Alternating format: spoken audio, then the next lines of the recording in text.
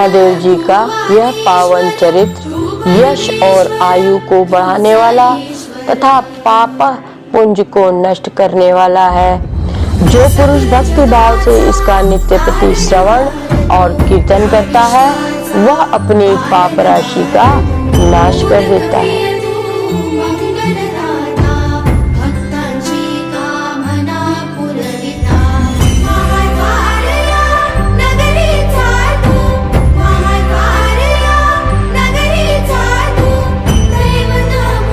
तेजा अपने चैनल पर आपका हार्दिक स्वागत करती हूँ।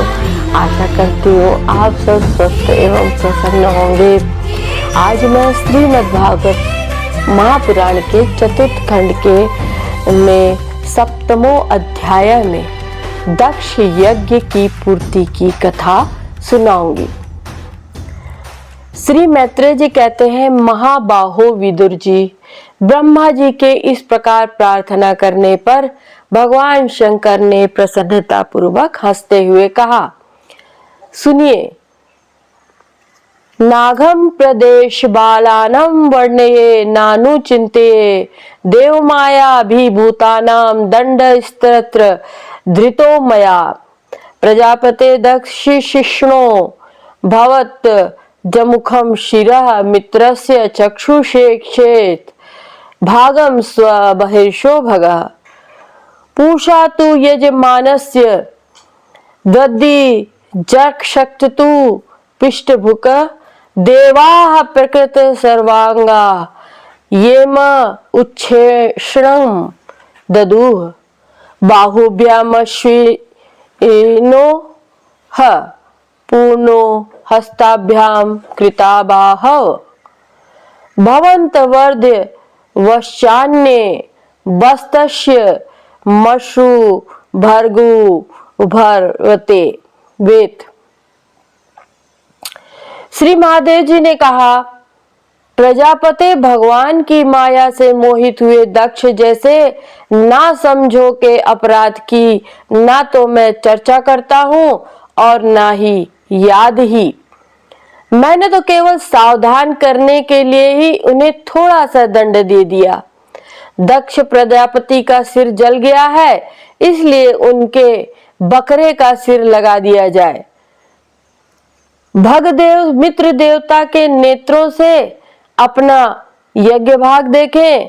पूषा पिसा हुआ अन्न खाने वाले हैं, वे उसे यजमान के दांतों से भक्षण करें तथा अन्य सब देवताओं के अंग प्रत्यंग भी स्वस्थ हो जाएं, क्योंकि उन्होंने यज्ञ से बचे हुए पदार्थों को मेरा भाग निश्चित किया है। क्योंकि उन्होंने यज्ञ से बचे हुए पदार्थों को मेरा भाग निश्चित किया है। अर्धवर्यु आदि याज्ञिकों में से जिनकी भुजाएं टूट गई हैं, वे अश्विनी कुमार की भुजाओं से, और जिनके हाथ नष्ट हो गए हैं वे पूषा के हाथों से काम करें तथा भृगु जी के बकरे की सी दाढ़ी मूछ हो जाए। श्री मैत्रेय जी कहते हैं, वत्स विदुर, तब भगवान शंकर के वचन सुनकर सब लोग प्रसन्न चित्त से धन्य धन्य कहने लगे। फिर सभी देवता और ऋषियों ने महादेव जी से यह दक्ष की यज्ञशाला में पधारने की प्रार्थना की और तब वे उन्हें तथा ब्रह्मा जी को साथ लेकर वहां गए। वहां जैसा जैसा भगवान शंकर ने कहा था उसी प्रकार सब कार्य करके उन्होंने दक्ष की धड़ से यज्ञ पशु का सिर जोड़ दिया। सिर जुड़ जाने पर रुद्रदेव की दृष्टि पड़ते ही दक्ष तत्काल सोकर जागने के समान जी उठे और अपने सामने भगवान शिव जी को देखा। दक्ष का शंकर देव की कालिमा से कलुषित हृदय उनका दर्शन करने से शरतकालीन सरोवर के समान स्वच्छ हो गया। उन्होंने महादेव जी की स्तुति करनी चाहिए, किंतु अपनी मरी हुई बेटी सती का स्मरण होने से स्नेह और उत्कंठा के कारण उनके नेत्रों में आंसू भर आए। उनके मुख से शब्द ना निकल सका। प्रेम से विहल परम बुद्धिमान प्रजापति ने जैसे तैसे अपने हृदय के आवेग को रोककर विशुद्ध भाव से भगवान शिव की स्तुति करना आरंभ की। दक्ष ने कहा, भगवान, मैंने आपका अपराध किया था, किंतु आपने उसके बदले में मुझे दंड के द्वारा शिक्षा देकर बड़ा ही अनुग्रह किया है। अहो, आप और श्री हरि तो आचारहीन नाम मात्र के ब्राह्मणों की भी उपेक्षा नहीं करते, फिर हम जैसे यज्ञ यागादि करने वालों को क्यों भूलेंगे। विभो, आपने ब्रह्मा होकर सबसे पहले आत्म तत्व की रक्षा के लिए अपने मुख से विद्या, तप और व्रत आदि के धारण करने वाले ब्राह्मणों को उत्पन्न किया था। जैसे चरवाहा लाठी लेकर गौवें की रक्षा करता है, उसी प्रकार आप उन ब्राह्मणों की सब विपत्तियों में रक्षा करते हैं। मैं आपके तत्व को नहीं जानता था, इसी से मैंने भरी सभा में आपको अपने बाग बाणों से बेधा था, किंतु आपने मेरे उस अपराध का कोई विचार नहीं किया। मैं तो आप जैसे पूज्यतम महानुभावों का अपराध करने के कारण नरक आदि नीच लोकों में गिरने वाला था, परंतु आपने अपनी करुणा भरी दृष्टि से मुझे उबार लिया। अब भी आपको प्रसन्न करने योग्य मुझ में कोई गुण नहीं है, बस आप अपने ही उदारता पूर्ण बर्ताव से मुझ पर प्रसन्न हो। श्री मैत्रेय जी कहते हैं, आशुतोष शंकर ने इस प्रकार अपना अपराध क्षमा कराकर आशुतोष शंकर से इस प्रकार अपना अपराध क्षमा कराकर दक्ष ने ब्रह्मा जी के कहने पर उपाध्याय, ऋत्विज आदि की सहायता से यज्ञ कार्य आरंभ किया। तब ब्राह्मणों ने यज्ञ संपन्न करने के उद्देश्य से रुद्रगण संबंधी भूत पिशाचों के संसर्ग जनित दोष की शांति के लिए 3 पात्रों में विष्णु भगवान के लिए तैयार किए हुए पुरोडाश नामक चरु का हवन किया।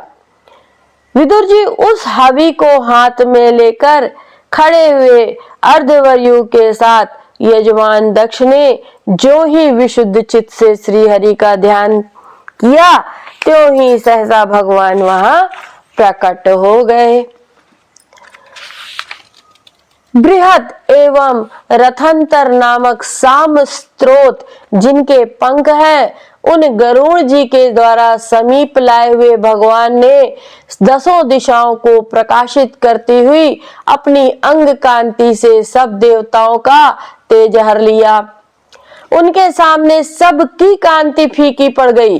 उनका श्याम वर्ण था, कमर में सुवर्ण की करधनी और पीतांबर सुशोभित था।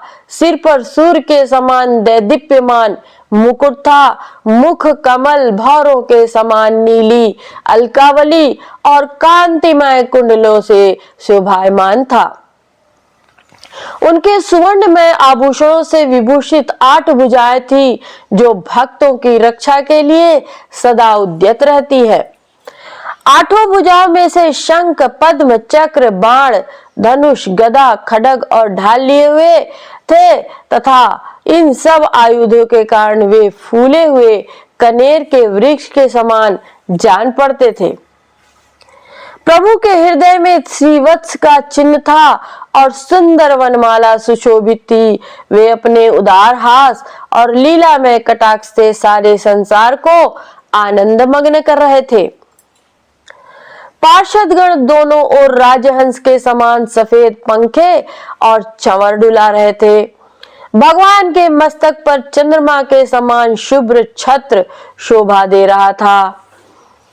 भगवान पधारे हैं, यह देखकर इंद्र, ब्रह्मा और महादेव जी आदि देवेश्वरों सहित समस्त देवता, गंधर्व और ऋषि आदि ने सहसा खड़े होकर उन्हें प्रणाम किया।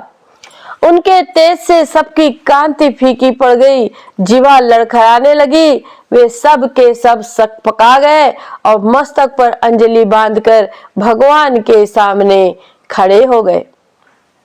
यद्यपि भगवान की महिमा तक ब्रह्मा आदि की मति भी नहीं पहुंच पाती, तो भी भक्तों पर कृपा करने के लिए दिव्य रूप में प्रकट हुए श्री हरि की वे अपनी अपनी बुद्धि के अनुसार स्तुति करने लगे। सबसे पहले प्रजापति दक्ष एक उत्तम पात्र में पूजा की सामग्री ले नंद सुनंद आदि पार्षदों से घिरे हुए प्रजापतियों के परम गुरु भगवान यज्ञेश्वर के पास गए और अति आनंदित हो विनीत भाव से हाथ जोड़कर प्रार्थना करते हुए प्रभु के शरणापन्न हुए।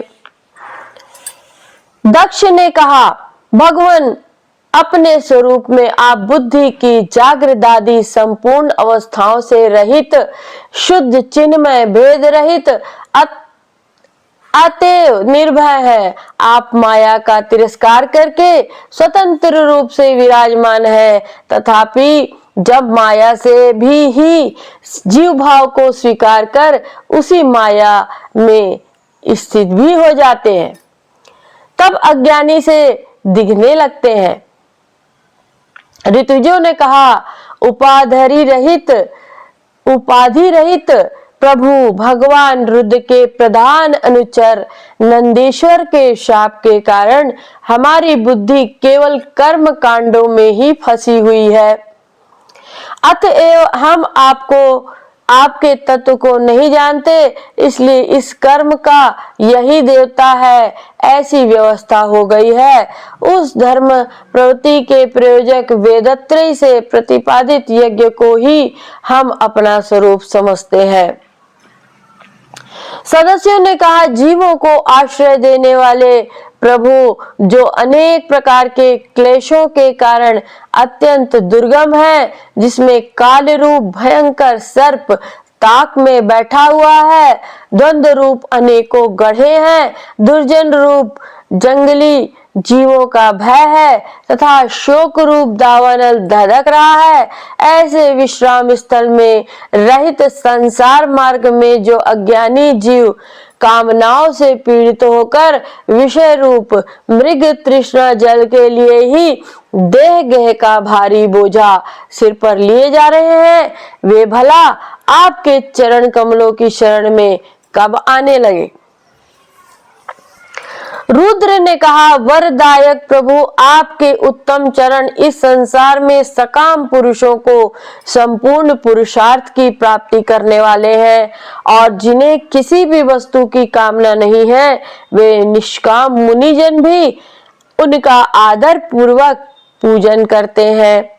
उनमें चित्त लगा रहने के कारण यदि अज्ञानी लोग मुझे आचार भ्रष्ट कहते हैं तो आपके परम अनुग्रह से मैं उनके कहने सुनने का कोई विचार नहीं करता। त्वरद वरांगरा ऋषि शे हा खिलार्थे हापी मुनि भीर सकते रादरे रा हरणीये यदि रचिधियम मावी विद्यलो को अपि विद्दम जपति न गणे तत्व परानुग्रहेण। इस प्रकार रुद्र जी ने कहा।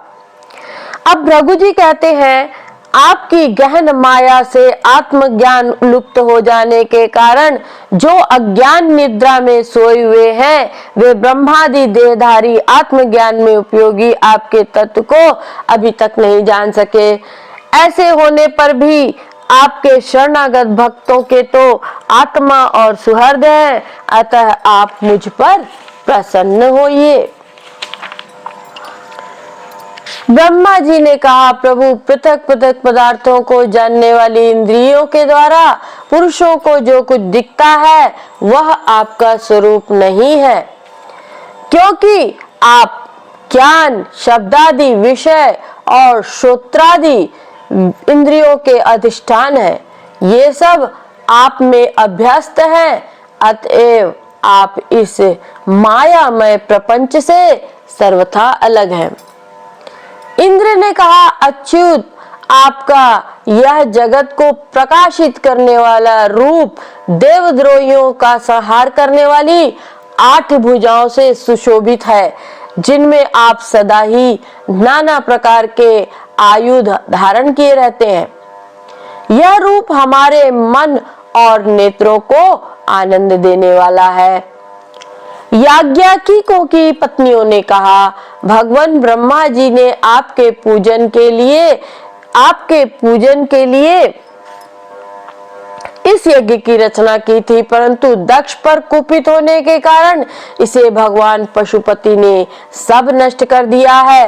यज्ञ मूर्ति शमशान भूमि के समान उत्सवहीन हुए हमारे इस यज्ञ को आप नील कमल की सी कांति वाले अपने नेत्रों से निहार कर पवित्र कीजिए।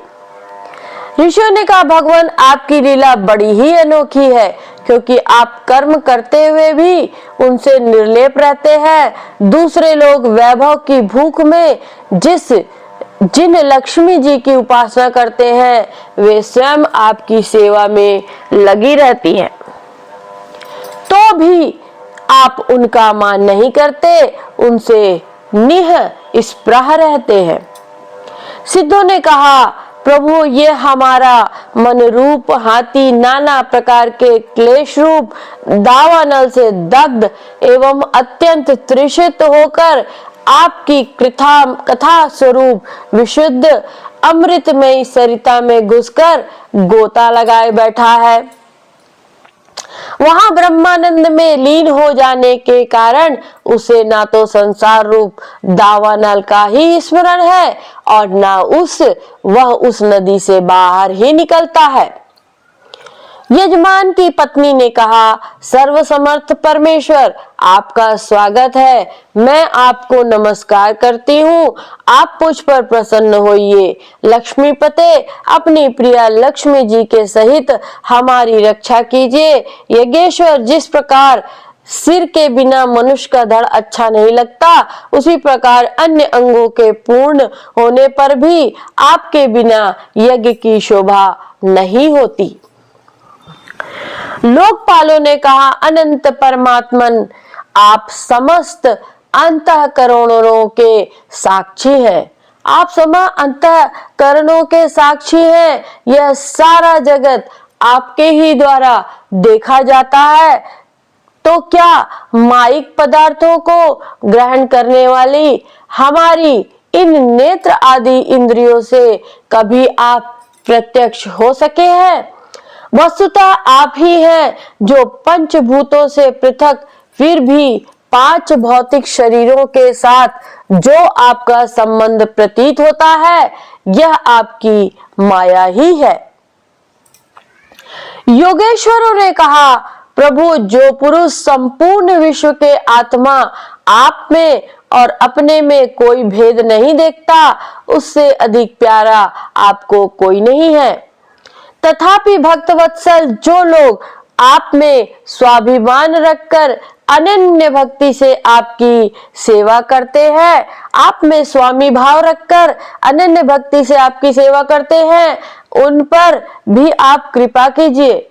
जीवों के अदृष्टवश जिसके सत्व आदि गुणों में भी बड़ी विभिन्नता आ जाती है, उस अपनी माया के द्वारा जगत की उत्पत्ति, स्थिति और प्रलय के लिए ब्रह्मादि विभिन्न रूप धारण करके आप भेद बुद्धि पैदा कर देते हैं, किंतु अपनी स्वरूप स्थिति से आप उस भेद ज्ञान और उसके कारण सत्वादि गुणों से सर्वथा दूर है। ऐसे आपको हमारा नमस्कार है। ब्रह्म स्वरूप वेद ने कहा, आप ही धर्मादि की उत्पत्ति के लिए शुद्ध सत्व को स्वीकार करते हैं, साथ ही आप निर्गुण भी है। अतएव आपका तत्व ना तो मैं जानता हूँ, ना ब्रह्मादि कोई भी जानते हैं। आपको नमस्कार है। अग्निदेव ने कहा, भगवान आपके ही तेज से प्रज्वलित होकर मैं श्रेष्ठ यज्ञों में भगवान देवताओं के पास घृत मिश्रित हवि पहुंचाता हूँ। आपका साक्षात यज्ञ पुरुष एवं यज्ञ की रक्षा करने वाले अग्निहोत्र, दर्श, पौर्णमास, चातुर्मास और पशु सोम, ये 5 प्रकार के यज्ञ आपके ही स्वरूप है। तथा आश्रवय अस्तु शौक्षट यजे ये यजामहे और वषट, इन 5 प्रकार के यजुर मंत्रों से आपका पूजन होता है। मैं आपको प्रणाम करता हूं। देवताओं ने कहा, देव आप आदि पुरुष हैं। पूर्व कल्प का अंत होने पर अपने कार्य रूप इस प्रपंच को उदर में लीन कर आपने ही प्रलयकालीन जल के भीतर शेषनाग की उत्तम शैया पर शयन किया था। आपके आध्यात्मिक स्वरूप का जनलोक का आदिवासी सिद्धगण भी अपने हृदय में चिंतन करते हैं। अहो वही आप आज हमारे नेत्रों के विषय होकर अपने भक्तों की रक्षा कर रहे हैं। गंधर्वों ने कहा, देव मरीचि आदि ऋषि और ये ब्रह्मा इंद्र और रुद्रादि देवतागण आपके अंश के भी अंश हैं। महत्तम यह संपूर्ण विश्व आपके खेल की सामग्री है। नाथ ऐसे आपको हम सर्वदा प्रणाम करते हैं। विद्याधरों ने कहा, प्रभो परम पुरुषार्थ की प्राप्ति के साधन रूप इस मानव देह को पाकर भी जीव आपकी माया से मोहित होकर इसमें मैं मेरेपन का अभिमान कर लेता है। फिर वह दुर्बुद्धि अपने आत्मियों से तिरस्कृत होने पर असत विषयों की ही लालसा करता रहता है। किंतु ऐसी अवस्था में भी जो आपके कथामृत का सेवन करता है वह इस अंतःकरण के मोह को सर्वथा त्याग देता है। ब्राह्मणों ने कहा, भगवान आप ही यज्ञ हैं, आप ही हवि है, आप ही अग्नि है, स्वयं आप ही मंत्र है, आप ही समिधा कुशा और यज्ञ पात्र है तथा आप ही सदस्य ऋत्विज यजमान और उसकी धर्म पत्नी देवता अग्निहोत्र स्वधा सोमरस घृत और पशु है। वेदमूर्त यज्ञ और उसका संकल्प दोनों आप ही हैं। पूर्व काल में आप ही अति विशाल वराह रूप धारण कर रसातल में डूबी हुई पृथ्वी को लीला से ही अपनी डाढ़ों पर उठाकर इस प्रकार निकाल लाए थे जैसे कोई गजराज कमलिनी को उठा लाए। उस समय आप धीरे धीरे गरज रहे थे और योगीगण आपका अलौकिक पुरुषार्थ देखकर आपकी स्तुति करते जाते थे। यज्ञेश्वर, जब लोग आपके नाम का कीर्तन करते हैं तब यज्ञ के सारे विघ्न नष्ट हो जाते हैं। हमारा यह यज्ञ स्वरूप सत्कर्म नष्ट हो गया था, अतः हम आपके दर्शनों की इच्छा कर रहे थे। अब आप हम पर प्रसन्न होइए, आपको नमस्कार है। श्री मैत्रेय जी कहते हैं, भैया विदुर, जब इस प्रकार सब लोग यज्ञ रक्षक भगवान ऋषिकेश की स्तुति करने लगे तब परम चतुर दक्ष ने रुद्र पार्षद वीरभद्र के ध्वंस किए हुए यज्ञ को फिर आरंभ कर दिया। सर्वांतर्यामी श्री हरि यो भी सभी के भागों के भोक्ता है, तथापि त्रिकपाल पुरोडाश रूप अपने भाग से और भी प्रसन्न होकर उन्होंने दक्ष को संबोधन करके कहा, श्री भगवान उवाच, अहम ब्रह्मा च सर्वस्य जगतः कारणं परम आत्मेश्वर उपदृष्टा स्वयं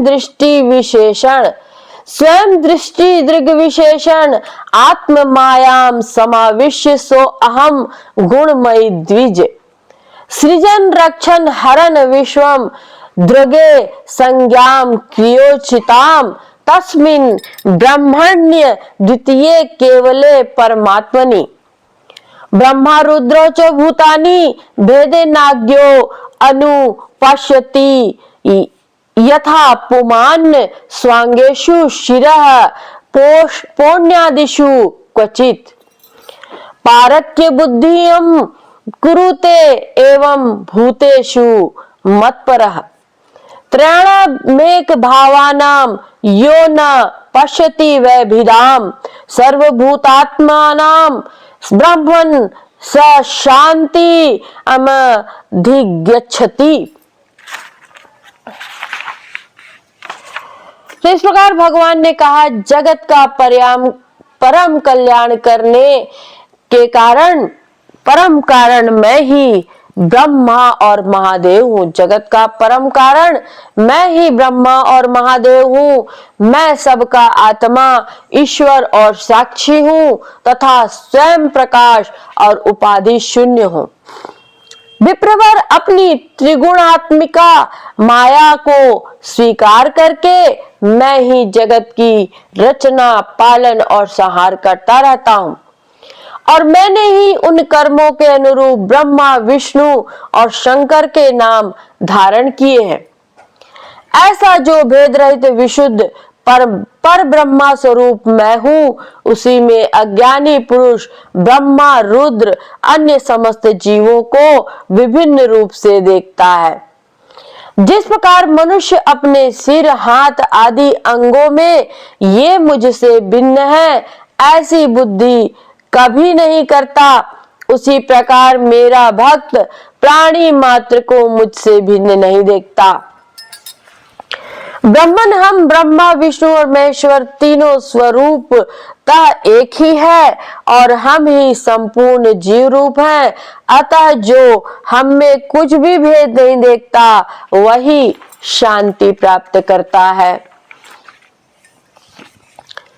श्री मैत्रेय जी कहते हैं, भगवान के इस प्रकार आज्ञा देने पर प्रजापतियों के नायक दक्ष ने उनका त्रिकपाल यज्ञ के द्वारा पूजन करके फिर अंगभूत और प्रधान दोनों प्रकार के यज्ञों से अन्य सब देवताओं का अर्चन किया। फिर एकाग्रचित होकर भगवान शंकर का यज्ञ शेष रूप उनके भाग से यजन किया तथा समाप्ति में किए गए जाने वाले उद्वसान नामक कर्म से अन्य सोमपाई तथा दूसरे देवताओं का यजन कर यज्ञ का उपसंहार किया और अंत में ऋतविजयों के सहित अवभृत स्नान किया। फिर जिन्हें अपने पुरुषार्थ से ही सब प्रकार की सिद्धियां प्राप्त थी, उन दक्ष प्रजापति को तुम्हारी सदा धर्म में बुद्धि रहे ऐसा आशीर्वाद देकर सब देवता स्वर्गलोक चले गए। विदुर जी, सुना है कि दक्षसुता सती ने इस प्रकार अपना पूर्व शरीर त्याग कर फिर हिमालय की पत्नी मेना के गर्भ से जन्म लिया था। जिस प्रकार प्रलय काल में लीन हुई शक्ति सृष्टि के आरंभ में फिर ईश्वर का ही आश्रय लेती है, उसी प्रकार अनन्य परायणा श्री अंबिका जी ने उस जन्म में भी अपने एकमात्र आश्रय और प्रियतम भगवान शंकर को ही वर्ण किया। विदुर जी, दक्ष यज्ञ का विध्वंस करने वाले भगवान शिव का यह चरित्र मैंने बृहस्पति जी के शिष्य परम भागवत उद्धव जी के मुंह से सुना था। कुरुनंदन श्री महादेव जी का यह पावन चरित्र और यश और आयु को बढ़ाने वाला तथा पाप पुंज को नष्ट करने वाला है। जो पुरुष भक्ति भाव से इसका नित्य प्रति श्रवण और कीर्तन करता है वह अपनी पाप राशि का नाश कर देता है।